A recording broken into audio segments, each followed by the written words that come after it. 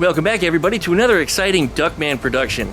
Here we are today with my 1956 Chop Top Beetle, also known as Eleanor. You guys have seen this a million times before, and we've taken a break on it for the past several weeks because I've just had so much going on. But today we're going to try to get a little something done. Let me show you around. We got a few things going on. It's all little stuff, but we're going to try to take care of a bunch of things in this video and see if we can make something happen. So, licky, likey, comment, subscribe, and don't forget to pluck the dingle belly, and let's have a walk. Yeah, well, first off, the car is gorgeous, you gotta admit. While we're in the back here, we're just gonna have a look at the engine compartment real fast. Big problem I have is the engine barely fits. The intake manifold is hitting the inside, the little shelves on the sides there. On both sides, left side is actually worse. I thought about lifting the engine up a little bit. That actually might benefit for a little ground clearance underneath the exhaust, but I'm not sure what I want to do here yet. What I'm gonna have to do, though, is take all the accessories off the top of the engine and start making marks and start cutting at the body. You know, after I put in those portholes on the side there, the high packs for the carburetor access, a lot of people cringed, but we're gonna cut a little deeper this time. And unfortunately, Eleanor, yep, we're gonna have to cut you deep, baby. We're gonna have to cut you real deep. But one of the other problems we were dealing with is this. There it goes. It takes a bunch of slapping around to make it work. This mechanism is a late model with an early model door, well, very, very early model door handle, being that it's from a 1956. So these are a couple generations apart, and I made them work. But they're not supposed to work together, so nonetheless, I gotta get inside of this thing and figure out why we're having a problem when we didn't have a problem before. Something is either bent or misshapen or malformed, but it's pretty easy to get in there. There's just two screws, pull the handle out, and I can figure out what's going on inside of there. We're also going to have a look today at our sound matting, as well as our heat installation, because I want to drive this car in the summer, and I'm not going to be doing it if it's going to be a hot car. I do plan on putting air conditioning in this thing as well, but you see back there in the back, I didn't finish installing it, but we're going to cover exactly what we did the last time that I worked on this stuff, and well, we'll see what we got going on there. But before we get to anything else, let's have a moment for our sponsor. As you know, I'll be purchasing some land for shop space here in the very, very near future, but here in the States, that doesn't earn you any sort of title. So I thought I should get my lordship from Established Titles. Yes, according to a historic Scottish custom, landowners can refer to themselves as lords and ladies. How about that? You can purchase a plot as small as 1 square foot of dedicated land, and you will receive a certificate with a unique plot number so you can see its exact location. Get one for yourself or one of your loved ones this holiday season. It makes for a great gift and supports the environment, as Established Titles will plant a tree to support global reforestation with charities such as Trees for the Future and One Tree Planted. Best of all, you can officially include the title Lord or Lady on your personal documentation where available. Some of you sharp-eyed people may have already noticed my name change here on YouTube. That's right, it's official. And this makes for a great last-minute gift. And Established Titles is running a massive Black Friday sale right now, so if you use the code Duckman, you get an additional 10% off. Go to establishedtitles.com/Duckman and get your titles right now to help support my YouTube channel and the environment. If you get yours right away, it's also nice to know that you'll be my neighbor, as the first 200 purchasing will be next to or near my plot. So become a lord or lady today with an Established Titles title pack. So let's build a Duckman kingdom together. Special thanks to Established Titles for sponsoring this video. Right? Right?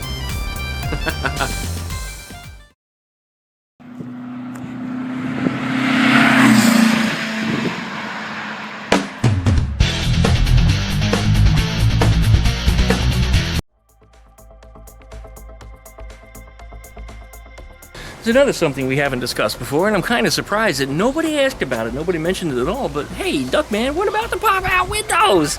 I've been wanting to try these myself, and no, we're not using this glass, because this is just a piece of just crappy plexi that I had laying around, but this is my template for making the proper glass piece. Now, I'm wondering just how well this is going to fit, so we're going to have a look at this right now and see exactly what we end up with. I anticipate that this opening actually shrunk up a little bit because Earl, of course, put a little fill around the edges and put some paint on it, so it's lost a few mils. But let's just see what happens.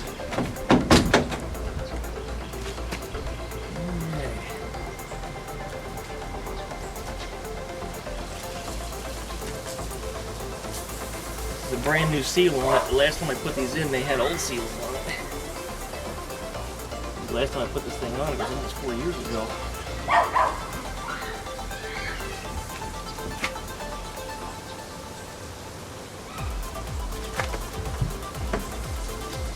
Oh yeah, good fit. Good fit. That went right in. And there was kind of a loose baggy spot that was in the corner over here. That's no longer.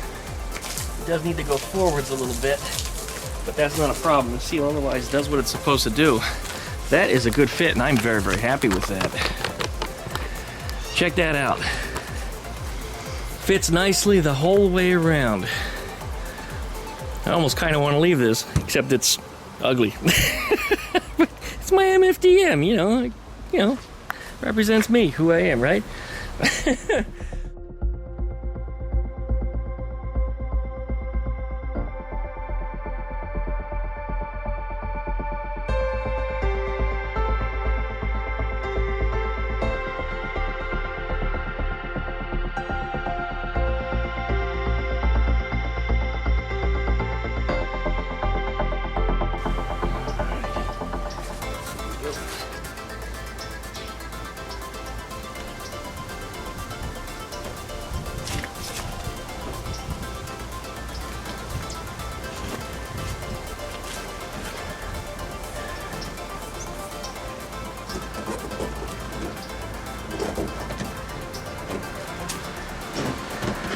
This one don't fit as good as the other one does. This one's a little tighter.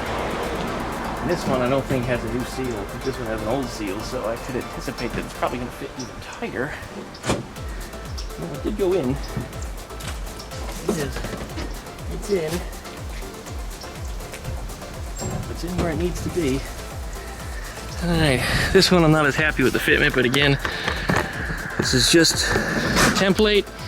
There's nothing that I can't do here about modifying it. I mean, if I have to, I can shorten this just a hair in the back, because it does fit a little weird back here. It does go in the hole good, but it looks like it's just a little too big. Just a little bit too big. I do need to replace that seal, as I said. It's curling over here, and it's not supposed to be.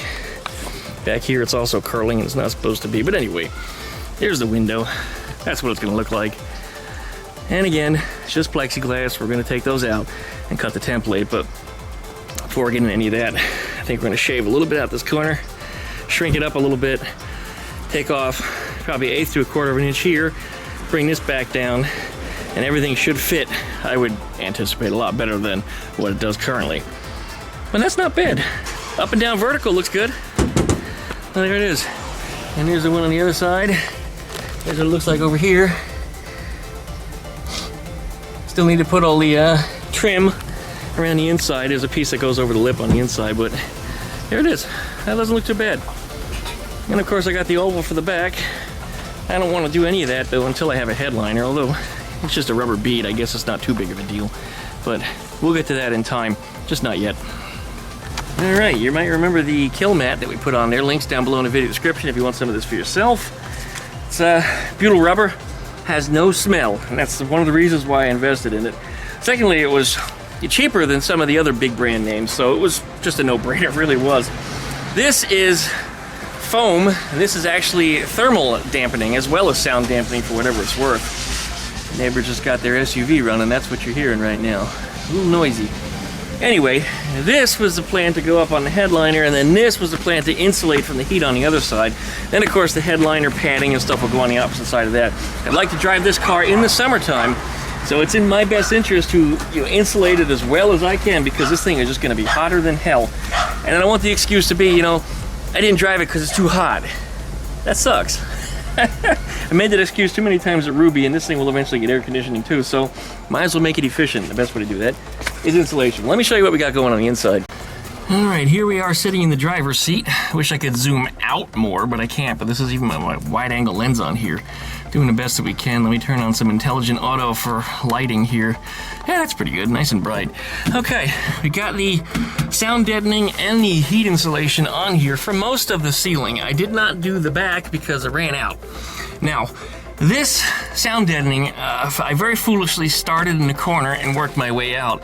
The ceiling on here is rounded, so what that meant is the pieces didn't tile together very well because they got weird when you started rolling them over the bowed top. Of course, a straight line is much shorter distance and a curved line. So yeah, things didn't fit right. They were wrinkly, it acted goofy. So I will never start in the corner again. Next time I will do what I did with this insulation rather, and draw a line dead center up the middle, and then build off of that line, and then trimming the pieces on the ends. So that way it came out nice and neat. But if you look back here in the back, you see there's a little bit of a gap, but that's actually not going to affect the performance of the sound dampening at all. But you notice the seams, they just don't line up. They just don't line up, and that's why. But this, however, lines up just fine, because this is the one I drew the line on. But again, you're never going to see any of this stuff, because guess why? Headliner goes in, that's why. So, here we are, leaning back. I gotta make a few more pieces to go into back here, and well, we'll show you what it's all about. There's really nothing to it. You see how these are square to the car, and then these are all leaning over. That's because I started in that corner, so it caused all these to go a little wonky. Now, you don't have to cover every square inch of the car with this stuff, but when it comes to the thermal insulation, it's kind of in your best interest that you should. But generally, when you do the inside of a door or something, you don't have to put this much of the stuff on there. But anyway, let me show you what we got. Awfully hard to get this stuff laid in here properly. Alright, got our sound dampening here. Well, this is actually the heat insulation. It does have some sound dampening qualities, but it's not heavy. Instead, it's soft and fluffy.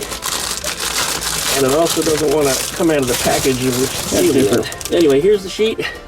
What we'll do is we'll lay it in place like this, building off of our center line. Once again, you see where we need to cut it, right here. So what I just do is I run my finger along this, and it makes a good enough crease that I can just cut it with a pair of huge scissors. These extra large scissors that I inherited from my father. Those are in his toolbox. I really like these things. They're great for cutting all kinds of stuff. He, I believe, was using them for fiberglass because he used to be a boat fabricator. There we go, just like that. Alright, peel off the backing. Oops. It's always nice when it peels off straight instead of coming off in multiple pieces of garbage. It's nice to keep a plastic bag from one of your favorite grocery stores around to throw that stuff in. But I'll just put it right in here like this. And work my way over it. Because you want to work any air bubbles out of it that you can. There you go. And then I've got the roller.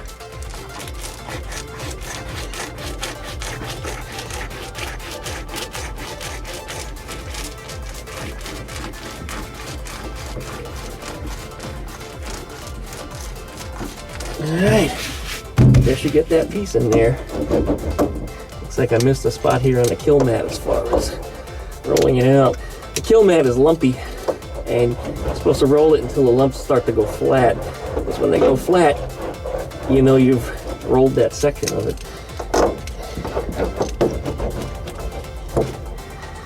Anyway, this was pretty much one whole box of this stuff, and it didn't quite cover the whole ceiling.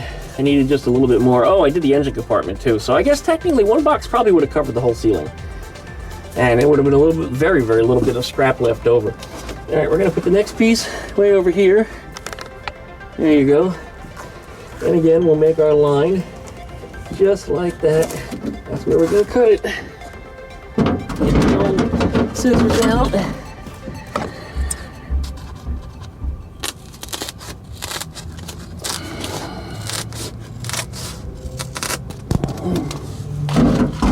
Peel off our backer.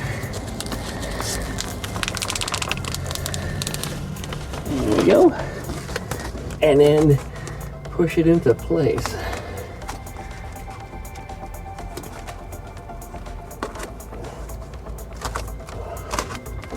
Oh crap. I'm trying to get these corners squared in. There we go. Oops, a little overlap down here. That's better.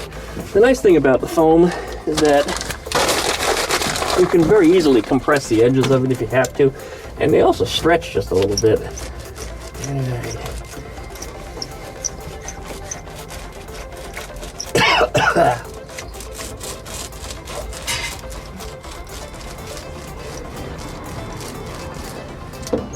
And I think you guys can handle this if you're doing something for yourself. It would be nice to have a GoPro to show the entire process of the entire headliner area in here on a time lapse, but I'm not set up for that, so we're not doing that today.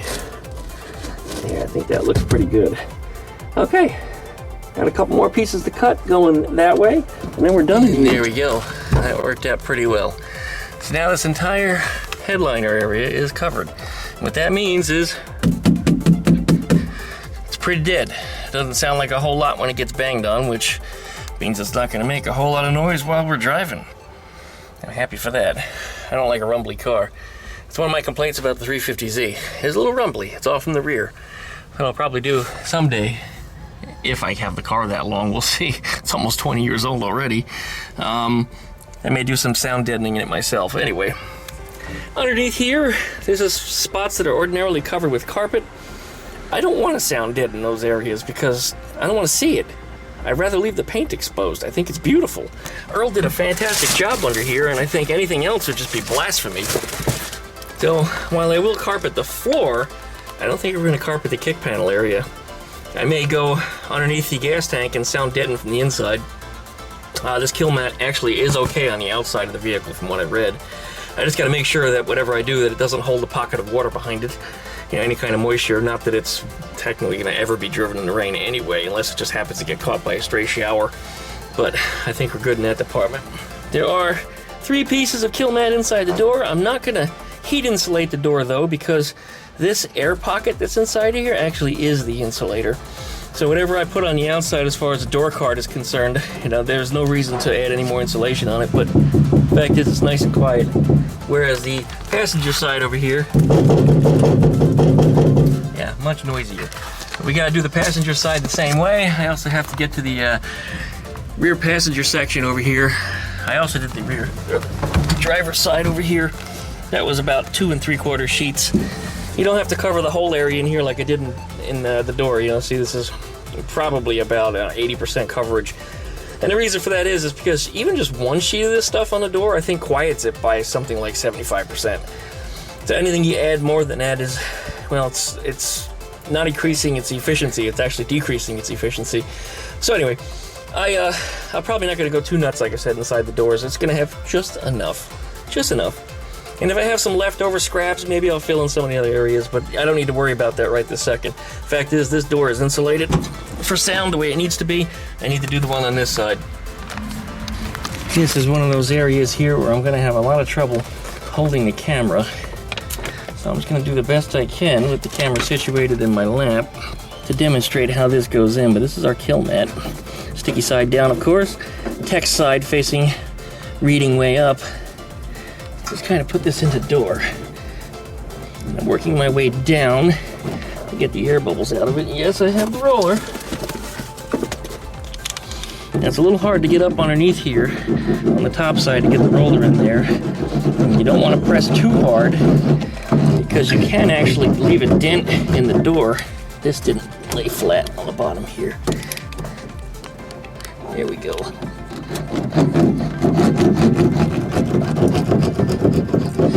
Much better.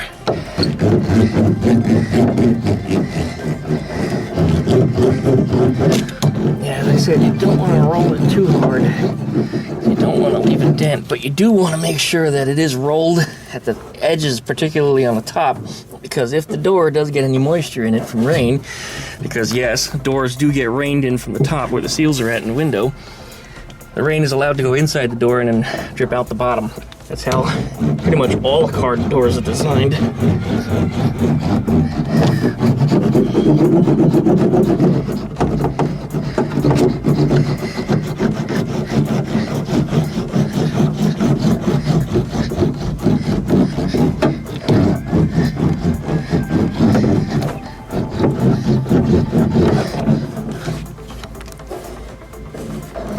All right, that should square it up. I'm gonna put 2 more sheets in here, and then we'll come back to it as soon as we're done with that. Well, I pulled the pop-outs back out, both sides, mainly because it was like 85 degrees out this morning with damn near 100% humidity. It rained last night. It was disgusting. Now the temperature's falling, but it's getting stuffy in here. But anyway, we got that door squared up. I had a few extra scrap pieces. I filled some of the low cavities that are in the outer skin, or inner skin, I should say, here. So, whatever it's worth, it's quieted a little bit. We'll see if I have some more scrap. I'll put some more in a few more spots, but that's where we're at. I want to hit this area back here now and get this one sealed up and ready to go. Looks like there's some dirt or grinding or something here that I need to clean up too, so we'll get that. But anyway, I'll get in there. Looks like I need to sponge it out first. That area is really dirty. This getting dark early shit is for the birds. Well, this is all now deadened in the door. I'm deadened up in here. This is the rear quarter. Got little sections in here we padded up with just a little bit of scrap that was left over. But listen to this. Of course, I still haven't done the floors yet, and there's still a few other areas that I want to hit. But talk about quiet. You know when you hit a spot that has no padding. Here the ring. This typically is filled up with foam in later models. Earlier models, they took the extra pieces of the headliner and seat material and they folded up some pillows and they jammed them up inside of here from the engine side. I'm going to come up with something to put in there. Something that'd be nice to be removable. But I don't want to put some kind of spray foam in there that's going to, well, cause rusting damage like you typically find on a 1968 and up Beetle. So we're not going to do that. But I'm very, very happy with that. This side, we need to fix this door handle yet. But otherwise, this one you've already seen, it's deadened. That one closes with a nice assertive thud. Still need to work on why it doesn't close all the way, and I think it's the seal. And after getting a look at it, I think it's the bottom. It's not so much in the latch area like I thought it might have been, because it's nice and flush up here, and yeah, don't worry about that little booger sticking out. I need to actually get some rubber cement on it and glue this seal together, but this one is kind of falling apart anyway. I'm just going to end up replacing it. But anyway, here we go. It fits pretty flush up here, but at the bottom it's not. So something on the bottom is holding it out. And you can see over here, it's sticking out a little bit also. But anyway, I need to get this door adjusted. Passenger side door, the only thing I think I need to do is lift it. So that way the body line lines up. It's pretty close, but it needs to go up just a couple millimeters. Otherwise, this door is fantastic. I mean, the seal barely rubs down there, which was a concern. Everything just does what it's supposed to do. It closes straight. A little bit of pop open when you pull the handle. The door doesn't like come flying open like, you know, there's a obscene amount of pressure behind it or something. It fits really nice, this passenger door. Earl said this is the one that didn't fit as well, but after the seal and everything's been done to it, it fits better. It actually fits better. The driver's side door, which was the second door that I did when I figured I was in expert mode, and sure, I can handle another door. I made all the adjustments to this thing, put that door in there with the custom hinges, and, well, it fit better before the seal, and once the seal's on, now it's screwed up. Man, oh, okay, well, another thing we did is we put a little sound deadening up in the cowl area. This rang like a bell. Now it does not. So this strip of metal right through here now has this bit of sound deadening kill mat stuff on the inside. And you can even hear it when I open and close the trunk. Hear that deep whoop sound instead of that tinny sound that it used to have. So yeah, it's definitely doing its job. Now I probably should do the hood too, but it's kind of heavy enough on the springs already. I think if I add that stuff to it, it's really going to cause me more problems. I don't know, I'd probably have to reinforce these springs or maybe double them up or put another spring inside of that. I think it's going to need a little something extra that it just doesn't have. This doesn't even stay all the way open like I think it should. No, I don't know. That's going to be something I want to play with. So, because it's so pretty on the inside too, it's all beautifully painted. I really don't want to put a bunch of sound deadening stuff on it. I mean, I wouldn't mind carpeting it, but again, that's weight. It's just weight. And it doesn't take much to make the hood close, and I'm a big guy. If it doesn't open all the way, that's really not much good to me. But anyway, I'll come back to that. But we're getting there. All this area inside the trunk that you're looking at, that you can see, I don't want to put sound deadening on. Because it's beautifully painted. It's just, it looks so nice that I don't want to disrupt Earl's work or cover it up. Because that would just be total BS. So I'm going to have to do what I can to hide things. Well, anyway, while I was working down in this area, in here, putting in that sound mat, I put my fingers down on the bottom and I heard a jingling. And there was a piece of sheet metal, and not just one side, but one in each side, that got discarded by accident. And I remember these pieces because they're actually from way back in here. This one's actually on the inside, on the other side. But these pieces, yeah, they get welded in there. And this was, well, it could also be up in here on the inside. But these little pieces were part of the roof chop job when I did this work. So yeah, they were dangling around on the inside of the car, making all kinds of noise. So needless to say, had I have not gotten these out, that's what I would have been listening to. Driving down the road, driving me nuts. But all in all, I'm quite happy with the way everything goes together on this car. Oh, every time I make a little adjustment, I mean, these little things that I'm doing to it are making all the difference in the world for functionality and for drivability, for comfort. I'm very, very happy with the way this thing is coming along. I'm gonna pull those seats out. I gotta do the floors in here, deaden them up. I think the tunnel, all the stock tar mat that's normally on that is all off. I think it was coming apart when I got the pan for this. So I need to also sound deaden that. I won't put any of the insulation stuff for the heat on the floors. I don't think that'll be necessary. Carpets should be enough to do that. There's not gonna be a whole lot of heat coming from under the car anyway. It's gonna be from the sun because we're in Florida. Yes, sir. Yes, sir. Then again, I guess black asphalt would also radiate pretty well, right? Anyway, yeah, carpet. Put some nice carpet down, I think it'll be fine. But there's my Eleanor.